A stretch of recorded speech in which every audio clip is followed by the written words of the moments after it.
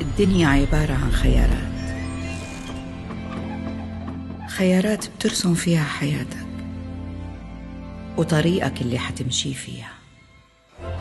خياري كان العصا السحرية اللي بتحولني من حالي لحدا تاني بكلمة واحدة، بس بدل كلمة آبرا كدبرا كانت هاي الكلمة أكشن. لأضحك، لأبكي، وأنا يا أمي اشتقت لك كتير،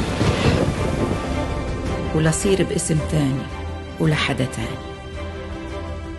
وبزحمة هاي الأسماء والحالات كلها كنت دايماً أهرب من كل شي ببعدني عن حالي للي بيرجعني لكل شي بيشبهني ولحالي.